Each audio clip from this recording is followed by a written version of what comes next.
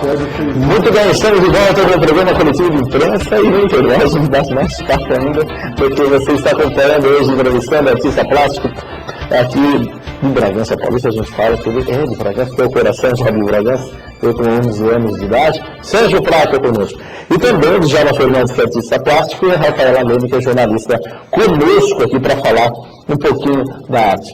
Já chegou no último bloco? Falei que passa rápido. Ele estava aqui já cantando, né? Ele vai contar uma piadinha, pô. Aí você vai contar a piada, vai ter que cantar e vou te fazer duas perguntas. Vamos lá. Uma, o Delmer, deve ser isso, o Jardim Anchieta, ele está querendo saber como o artista plástico consegue colocar os seus trabalhos numa galeria de arte e qual a importância disso. Olha, eu acredito muito, antes de tudo, em ter amizade com a pessoa da galeria. Porque se você tem um relacionamento de amizade, se você consegue construir um relacionamento que não é só comercial, você vai criar um laço de respeito mútuo, né? Então, é um longo de um trabalho, não é necessariamente o mais importante. Eu acho que os artistas, tendo um site, hoje tem uma galeria aberta 24 horas por dia, 7 dias por semana, todos os meses do ano, em todos os países do mundo. Sabendo divulgar ainda melhor ainda. Então, se você aprender, Delmer, o Delmer é um amigo nosso também, excelente retratista, né, que já fez retratos dos prefeitos aqui, né, das primeiras damas, né, excelente retratista, muito talentoso. Então, eu não acho essencial ter obras em galeria. Eu tenho pouquíssimas obras em galeria, mas você pode ter um cantinho seu onde vira a sua galeria, porque através de um site o colecionador vem te buscar diretamente, né? Então, não tem a comissão do galerista, que não passa às vezes de um atravessador, às vezes um atravessador não é muito necessário, porque eles sabem quem são os grandes compradores, né? Eu fiz uma exposição em Curitiba que foi um sucesso em 98, onde o galerista fez um trabalho muito bom, me levou para divulgar o meu trabalho, foi um trabalho interessante, foram as suas fluorescências na época, e me levou numa TV que passou no Brasil inteiro. Então a exposição foi um sucesso. Quando o galerista sabe fazer o seu trabalho e tem os contatos, e é no momento econômico certo, a exposição pode ter um bom resultado, né? Sérgio, eu vou fazer uma pergunta, mas aí no intuito até da própria fundação que a TV Fórum, no sentido cultural daqueles que nos assistem. Com certeza, muita gente que está assistindo tem algum dom também pela arte. Não é só sorte, porque tem gente que tem sorte, né? Mas quem tem o dom, tem a boa vontade, a disposição, as oportunidades que aparecem, as condições. Você teve várias dessas situações que eu citei e outras mais para chegar onde você chegou e os caminhos que você trilhou. Existe algum momento que, para ser artista plástico, você falou, poxa, acho que eu vou desistir disso? Ah, lógico, quase todo dia. Quando dói o braço, dói o cotovelo, dói a mão. Não, persistência mesmo. Ser artista plástico é muito difícil. Então você tem que ter, antes de tudo, uma excelente formação. Tem que estudar demais. Porque tem muita gente que toma um cafezinho na casa de um artista, passa meia hora no ateliê e fala, eu fiz um curso, eu sou artista plástico, né? Nascem artistas plásticos, pululam em cada esquina, né? Mas, e muita gente da arte contemporânea, às vezes sem uma formação de um ofício de artista, né?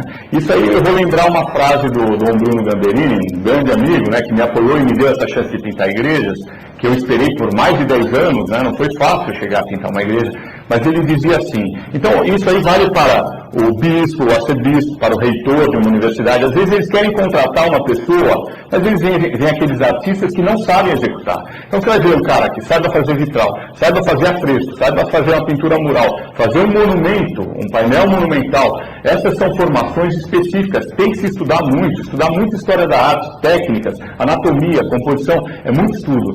Então, o mercado não vem para quem não é capacitado. Um grande médico, um grande engenheiro, ele estudou anos, ele rachou de estudar, ele treinou, ele exercitou. Não existe, até na arte, não existe resultado verdadeiro e perene, duradouro, sem muito estudo. é muito amplo, o ambiente, a edificação é enorme. Então, eu digo sempre, estudem, comecem desenhando a partir do vivo, né? Tem livros, comecem como todo mundo começa, né? Os talentos de desenhistas eles são muito disseminados. Deus foi muito generoso com a gente. Tem muita gente talentosa no Brasil em todos os ramos da produção.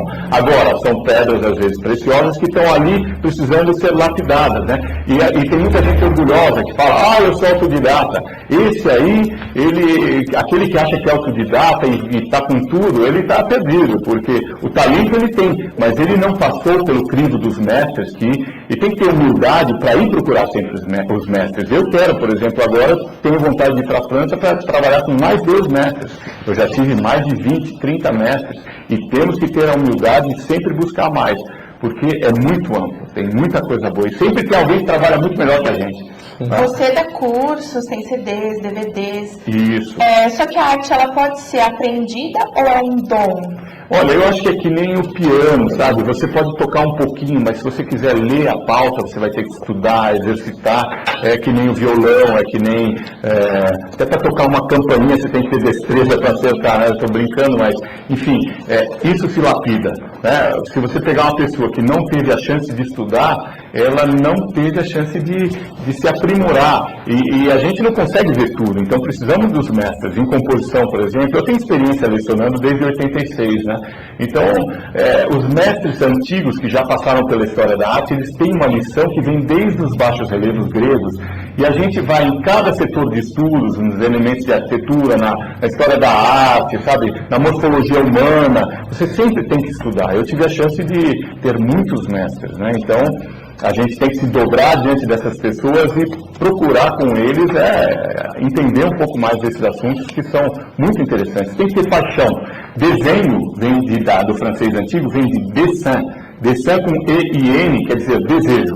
Quem tem o desejo, que é aquilo que nasce da hipótese, aquela vontade de criar, vem antes de dentro de você. E depois você trabalha a sua mão, você adestra a sua mão, você adquire bons materiais, bons pincéis fazem você delinear bem, né? O Djalma mesmo deu uma pequena aula para a gente no último curso lá, das pinceladas que ele faz, né? Então tem o manuseio instrumental também, e também o manuseio dos materiais, é uma alquimia, é uma culinária, né? E eu ensino isso e pesquiso isso desde 81. Eu gosto muito de partilhar com as pessoas. Deixa eu mostrar aqui alguns materiais do Sérgio. Vamos lá então. Aqui é o DVD, né? Um DVD de técnicas de pintura, pega aqui pra gente, por favor. Que tem resumo de todas as técnicas do afresco, encáustica, né? Das têmperas de ovo, caseína, né? É um resumo dessas aulas que eu tive em Paris, com Abraham Pincus. Esse é um CD-ROM multimídia sobre anatomia, técnicas de pintura e composição. Muitos artistas já têm isso no Brasil, ele foi lançado no ano de 2000, e é um aplicativo que já é uma previsão dessa enciclopédia que eu ia lançar, né, que eu estou pretendendo, que é meu projeto de vida, lançar uma enciclopédia. Esse livro de anatomia teve 2 colaboradores aqui, foi o Dr. Ercílio Benedito e a Denise Asbeck, que são excelentes, né, anatomistas da USP aqui, que colaboraram. Tem mais esse livro que você apresenta, né? Coautores, né? Para a reforma do ensino médio, o governo investiu através da Editora do Brasil nesse livro de artes, que hoje já tem milhares de escolas no Brasil estudando, e esse é o meu primeiro livro de técnicas de pintura. Eu vou lançar a segunda edição, ele é esgotado, através da Lei de Incentivo à Cultura de Bragança Paulista, o que é uma satisfação, porque eu levei 15 anos para poder fazer isso, né?